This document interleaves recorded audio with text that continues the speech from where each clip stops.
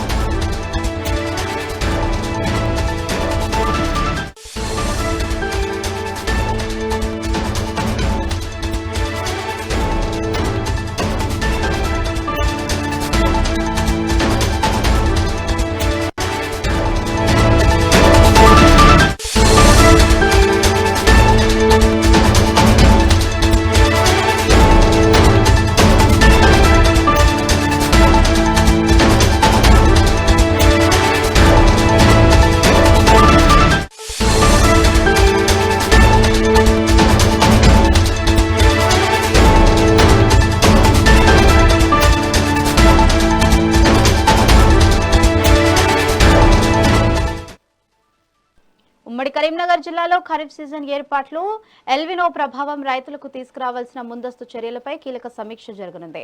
మంత్రులు తుమ్మల నాగేశ్వరరావు, పొన్నం ప్రభాకర్ రెడ్డి, వాకిటి శ్రీధర్ బాబు, జిల్లా కలెక్టర్లు, ఉన్నతాధికారులతో సమావేశం కానున్నట్లు తెలుస్తోంది.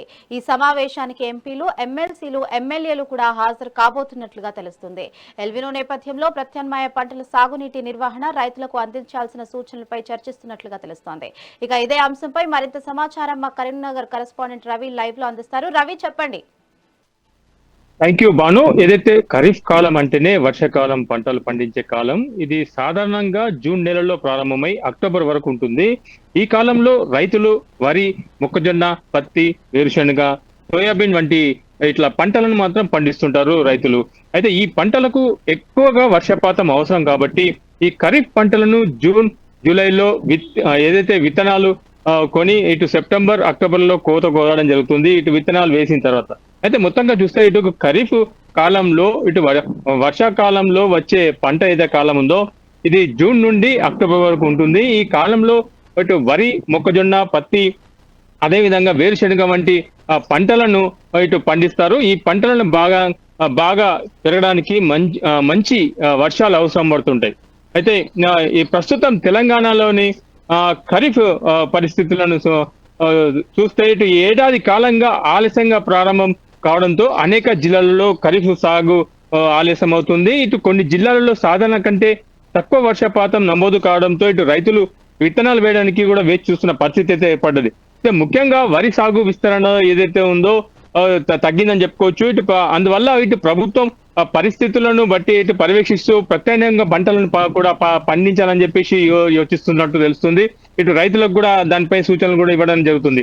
అంటే ప్రభుత్వం నీటి నిర్వహణపై కూడా ప్రత్యేక చర్యలు తీసుకుంటుంది. ఇటు రైతులు అవసరమైన సహాయం అందించేందుకు ఇటు తెలంగాణలోని అందించేందుకు సిద్ధంగా ఉందని చెప్పేసి అధికారులు కూడా చెప్పడం జరిగింది.